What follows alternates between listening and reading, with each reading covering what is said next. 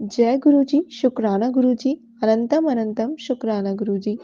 संगत जी, आज का ये डिवाइन सत्संग दिव्य आभा से मैं आपको सुनाने जा रही हूँ। ये तब का सत्संग है जब गुरुजी फिजिकल फॉर्म में थे। संगत जी, आज का सत्संग अमिताभ शास्त्री अंकल जी का है। जैसे उन्होंने अपना सत्संग लिखा है, मैं वैसे ही आपको सुनाऊंगी। संगत जी, गुरुजी की पुरानी संगत को तो पता ही है, सत्संग सुनने वाले और सुनाने वाले दोनों का ही कल्याण होता है। जब हम सत्संग सुनते हैं, गुरुजी हमें ब्लेस करते हैं, तो सत्संग को ध्यान से सुनना चाहिए और पूरा सुनना चाहिए। संगत जी, सत्संग शुरू करने से पहले गुरु जी का मंत्र जाप जरूर करेंगे। ओम नमः शिवाय, शिव जी सदा सहाय। ओम नमः शिवाय, गुरु जी सदा सहाय। संगत जी, अगर आप भी अपना सत्संग संगत के साथ शेयर करना चाहते हैं, तो आप हमारी जीमेल आईडी या इंस्टाग्राम आईडी पर अपना सत्संग लिखकर, बोलकर या वीडियो बनाकर भी भेज सकते हैं। आपका सत्संग संगत के साथ जरूर शेयर किया जाएगा। आइए संगत जी, सत्संग शुरू करते हैं। मैं और मेरी पत्नी इंदु चित्तौड़गढ़ और उदयपुर के भ्रमण पर गए थे। गुड़गांव वापस आने के लिए मैं स्वयं गाड़ी चलाकर राष्ट्रीय राजमार्ग 8 पर आ रहा था। ये इंसिडेंट 6 जनवरी 2008 की है। सुबह के लगभग 10 बजे होंगे। मैं एक ढालूदार स्थान पर ट्रक से आगे निकलने की कोशिश कर ही रहा था कि अचानक से एक और ट्रक तेजी से सामने से आता हुआ मुझे दिखाई दिया। संगत जी, हम 90 से 100 किलोमीटर प्रति घंटा की रफ्तार से चल रहे थे और ट्रक सिर्फ 250 से 300 मीटर की दूरी पर 80 से 90 किलोमीटर प्रति घंटा की रफ्तार से हमारी तरफ आ रहा था। हम सामने से आती हुई मौत को देख रहे थे। मैं ना तो गाड़ी की गति बढ़ा सकता था और ना ही रोक सकता था, क्योंकि गाड़ी फिसलकर गिर सकती थी। मेरे दिमाग में कई विचार आ रहे थे। मैंने कभी भी नहीं सोचा था कि हमारा जीवन इतनी जल्दी समाप्त होगा। गाड़ी सड़क के किनारे पर ध्वस्त पड़ी थी। पुलिस दुर्घटना की औपचारिकताएं पूर्ण कर रही थी। हमारे बच्चे और रिश्तेदार हमारी असामयिक मौत पर रो रहे थे। संगत जी, ये सब मेरी आंखों के सामने आ रहा था। उस समय अपने जीवन के बारे में मैं परेशान नहीं था और मैं गुरुजी को याद कर रहा था। मैंने मानसिक रूप से गुरुजी से कहा कि मैं इस तरह से इंदु की मौत के लिए जिम्मेदार नहीं होना चाहता। उसी पल सामने से आ रहा ट्रक अपनी बाईं ओर झटके से मुड़ा और सड़क के किनारे पर ही एक रेतीली सतह पर जाकर रुक गया। अचानक एक विराम सा आ गया और हम सुरक्षित रूप से उस गति से पार हो गए। इंदु भय से कांप रही थी। हमने गुरुजी का ठीक समय पर हस्तक्षेप करने के लिए तहे दिल व आत्मा से धन्यवाद किया। अगर उन्होंने यह नहीं किया होता, तो हम आज अपनी कहानी बताने के लिए जीवित नहीं होते। 1985 के बाद कई अवसरों पर मैंने गुरुजी के बारे में सुना था, लेकिन उनका आशीर्वाद प्राप्त करने का अवसर अंततः कर्नल DS चटर्जी के माध्यम से जुलाई 2004 में आया। उस समय तक मैंने 1997 में सेना से समय से पहले ही सेवानिवृत्ति ले ली थी। मैंने अपना पिछला काम भी छोड़ दिया था, क्योंकि मुझे हैदराबाद से बाहर काम करने के लिए मजबूर किया जा रहा था और उनकी शर्तों पर काम करना मेरे लिए सुविधाजनक नहीं था। उसी दिन मेरी कर्नल चटर्जी के साथ एक लंबी बातचीत हुई और उन्होंने मुझसे गुरुजी की संगत में आकर आशीर्वाद लेने के लिए पूछा। संगत जी, मायूस रूप से किंतु जिज्ञासा और उत्सुकतावश बिना किसी उम्मीद के मैंने एक बार जाकर देखने की सोची। हमारी पहली यात्रा किसी भी स्पष्ट परिणाम के बिना थी, लेकिन गुड़गांव में हमारे घर पर गुरुजी की खुशबू आने लगी और कई मौकों पर बाद में भी हमने यह महसूस किया था। संगत जी, मेरी तीसरी यात्रा पर मुझे गुरुजी के पास बैठने का मौका मिला। लंगर के बाद उन्होंने मेरा नाम और मैंने किस कौर में काम किया था पूछा। मेरे बताने के बाद उन्होंने कहा कि सिग्नल कौर के अधिकारी कभी बेकार नहीं होते, कभी विले नहीं रहते। मैंने इस बात को आशीर्वाद के रूप में लिया। संगत जी, संगत में मेरी पहली कुछ यात्राओं में से एक के दौरान मैं योगासन की स्थिति में बैठा हुआ था और कुंडलिनी के जागरण के बारे में सोच रहा था। एक आध्यात्मिक ऊर्जा जिसका आधार रीढ़ के आरंभ में होता है। मुझे ऐसा अनुभव हो रहा था कि एक व्यक्ति में जब उसकी ब्रह्मनाड़ी के माध्यम से ऊर्जा प्रवाहित होती है, बहुत दर्द सहना पड़ता है। और यह भी कि इस तरह के योग प्रयासों में उन लोगों को अक्सर अति संवेदनशील अनुभव भी होते हैं। अचानक मैंने महसूस किया कि मैं सर से पांव तक अमृत से स्नान कर रहा हूँ। वास्तव में वह परमानंद की अवस्था बहुत सुंदर थी, जिसे शब्दों में बयान ही नहीं किया जा सकता है। मैं वास्तव में समाधि में एक अनुभव था, सच्चिदानंद की भावना, जिसका कि शास्त्रों में वर्णन है। वह अनुभव लंगर की घोषणा होने तक जारी रहा, जब तक कि हमें बाहर स्थानांतरित होने के लिए नहीं कहा गया। मैं वास्तव में इस स्थिति में नहीं था कि गुरुजी को इस आशीर्वाद के लिए किन शब्दों में धन्यवाद करूं। यदि इस यात्रा में गुरुजी के आशीर्वाद का आनंद मिला था, तो इसके पूर्व एक अवसर पर लगातार होने वाले दर्द से राहत पाई। मैं फिर एक दिन लंगर के लिए गुरुजी के करीब बैठा हुआ था। लंगर खत्म करने के बाद पीठ के दर्द के कारण मैं बड़ी मुश्किल से उठ पा रहा था। यह दर्द कुछ वर्षों से मुझे बना हुआ था और हर कुछ सप्ताह में वापस आ जा रहा था। मैंने महसूस किया कि गुरुजी मुझे देख रहे हैं और मुझे आश्चर्य हुआ कि उसके बाद जल्द ही मेरा दर्द गायब हो गया और शायद ही कभी हुआ। जय गुरुजी। संगत जी, गुरुजी के आशीर्वाद से मेरी छोटी बेटी का विवाह नवंबर 2005 में हुआ।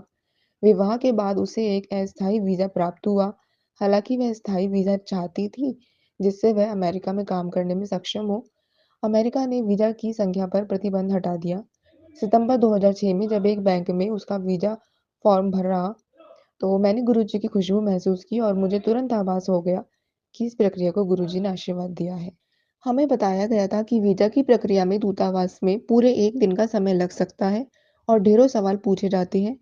तदनुसार जब तक मेरी बेटी दूतावास में थी कि मैं अपने कुछ काम निपटाने चला गया, लेकिन जैसा कि गुरुजी चाहते थे, बेटी को छोड़ने के बाद मैं अभी चाणक्यपुर क्षेत्र में ही गाड़ी चला रहा था, तभी बेटी का फ़ोन आ गया कि उसका वीज़ा मंज़ूर हो गया है। संगत जी, 2007 में जब अपनी दोनों बेटियों और पोते के साथ में लैंसडाउन गए थे, तो लैंसडाउन से 30 किलोमीटर दूर तारकेश्वर महादेव एक बहुत पुरानी सिद्ध पीठ है। यात्रा से पहले ईंधन टंकी की सुई आधे स्तर के निशान पर थी, जो दर्शा रही थी कि यात्रा पर आने-जाने के लिए पर्याप्त ईंधन उपलब्ध है। किंतु 12 किलोमीटर की यात्रा के बाद ही सुई लाल सूचक पर पहुंच गई थी।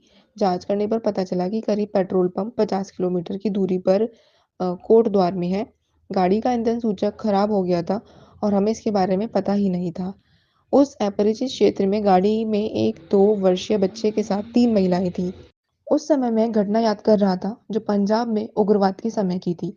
इसमें गुरुजी ने ईंधन के बिना ही एक गाड़ी में लंबी दूरी की यात्रा की थी। हम सभी मदद के लिए गुरुजी से प्रार्थना करने लगे। मैंने भी भगवान शिव और श्री हनुमान भगवान की प्रार्थना की। अचानक एक काला कुत्ता गाड़ी के सामने आ गया और धीरे-धीरे आगे चलने लग गया। मुझे मजबूर होकर गाड़ी को मंद गति करना पड़ा।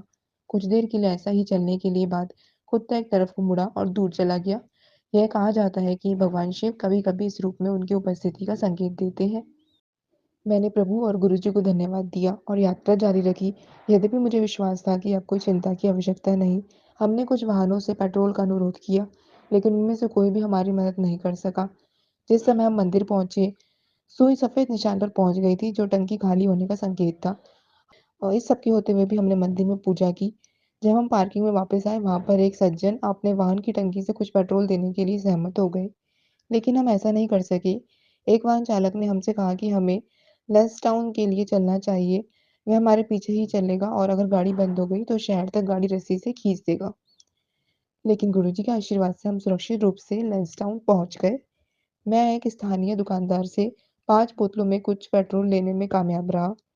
उसके स्टॉक में अंतिम थी जो 5 बोतलें और केवल 3.75 लीटर पेट्रोल, जिससे कोटद्वार पहुंचना, जो कि एक पहाड़ी मार्ग से होते हुए करीब 40 किलोमीटर की दूरी पर था, बहुत मुश्किल था। लेकिन गुरुजी की कृपा से हम अगले ही दिन कोटद्वार पहुंचे और हमें टंकी भी भरी मिली। जय गुरुजी। मैं जून 2008 में एक सुबह गुरुजी को याद कर रहा था कि अचानक मुझे विचार आया कि असामान्य रूप से पिछले लंगर में कोई भी मीठा प्रसाद नहीं था। दोपहर में मेरी पत्नी, एक विद्यालय की प्रिंसिपल, ने फोन किया। गुरुजी को इसके लिए धन्यवाद कि उनका विद्यालय पहली बार 11वीं की कक्षा में दाखिला ले रहा था।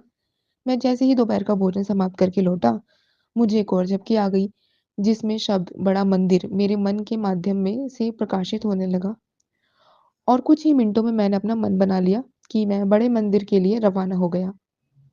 मैंने गुरुजी और गणपति जी को धन्यवाद किया, उनकी दया के लिए श्रद्धांजलि दी और कुछ देर के लिए प्रार्थना की।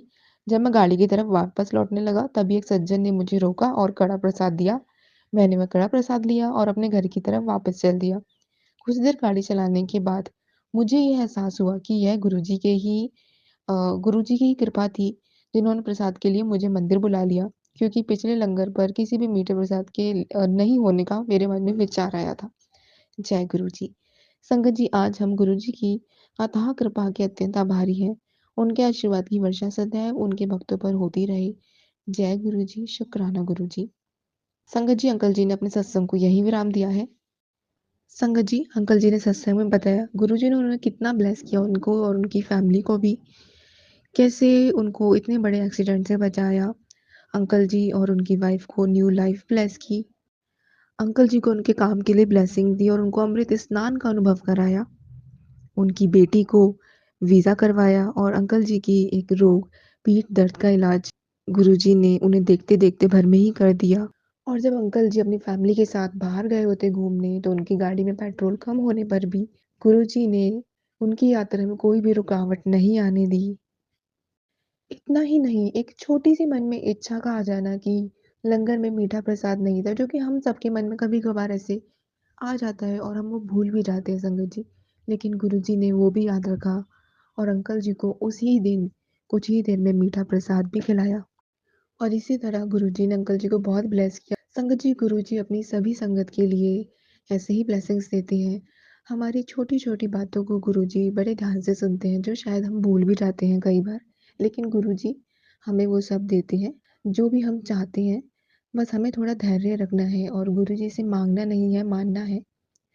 संगत जी, ऐसे ही डिवाइन सत्संग सुनने के लिए चैनल को सब्सक्राइब कर दीजिए और बेल नोटिफिकेशन को ऑन कर लीजिए, जिससे कि जब भी सत्संग वीडियो अपलोड हो तो आपको मिल जाए।